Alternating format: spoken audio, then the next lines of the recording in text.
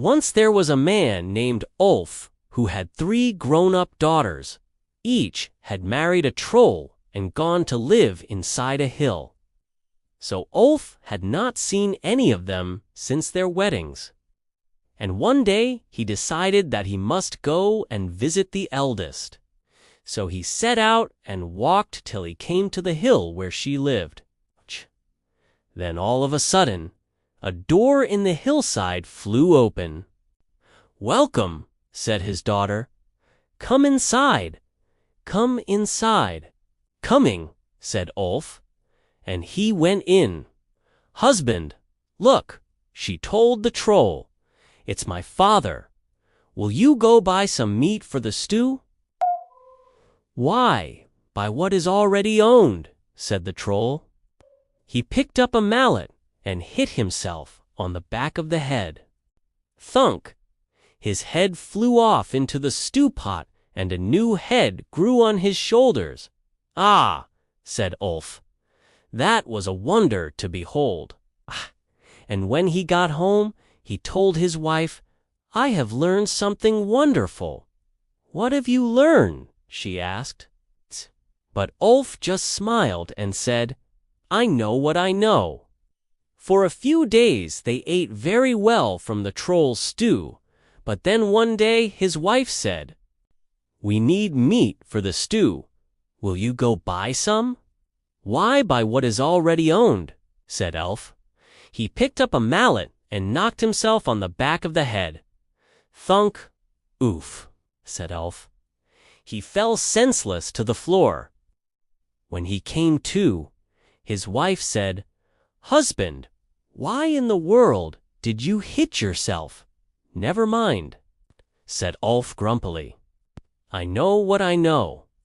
So Ulf spent the next few days in bed with a bump on his head. And when at last it had gone down, he decided to visit his middle daughter. He walked till he came to the hill where she lived. And once again, before he even knocked, a door in the hill flew open. "Welcome," said his daughter. "Come inside. Come inside. Coming," said Ulf. "Husband, look," she told the troll. "It's my father. Would you please go get some candles for the table?" "Why go far for what is near?" said the troll. He put his hand in the fire, SSSS's. When he pulled it out, his fingers were lit like candles and made the room quite bright. "Oh," said Ulf. That was a magic to behold. And when he got home, he said, "I have learned something marvelous." "What have you learned?" said his wife. Ulf smiled. "I know what I know." A few days later, his wife said, "We need candles for the table. Will you go buy some?" "Why go far for what is near?" said Ulf. He stuck his hand in the fire. SSSSIS, ye-o, he cried, and hopped about the room, waving his hand in the air. The room was brightly lit, but not for long. Soon the flames died out, and at last he fell in a faint. When he woke up, his wife said, "Husband, why in the world did you burn yourself?" "Never mind," said Ulf. "I know what I know." And so Ulf had to wear a bandage on his hand for over a week. And when at last it had healed, he decided to visit his youngest daughter. He walked till he came to the hill where she lived. And once again, before he even knocked, a door flew open. "Welcome," said his daughter. "Come inside. Come inside." "Coming," said Elf. "Husband, look," she told the troll. "It's my father. Will you go buy some fish for our dinner?" "Why fetch what will soon arrive?"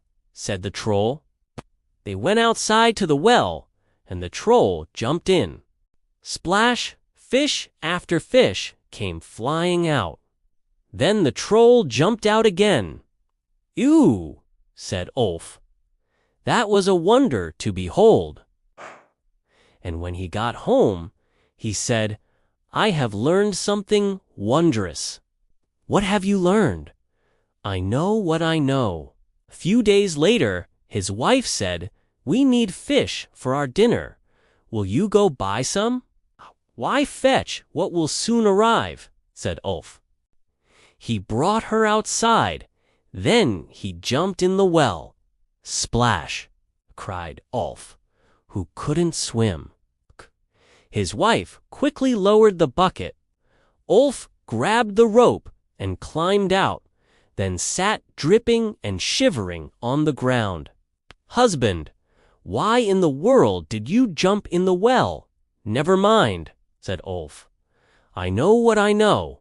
"Well, of course you do. Silly. But what do you know?" Ulf thought about it. "I know ... I know ... I know ... nothing." Now, of course, you're going to want to hear the sequel to this story, which I've posted right here on this channel. And if you'd like to support the work we do here, especially making these videos free for everyone forever, then become a patron. You can get early access to the sequel ad-free by becoming a patron today. If you'd like to help us make great folk tales and fairy tales freely available to everyone forever, then please consider becoming a patron. We've got early access to every single video we post, including the sequel to this story. We also have an exclusive podcast for patrons, behind-the-scenes posts, and more. You can find all of that at our website or by clicking the Join button below.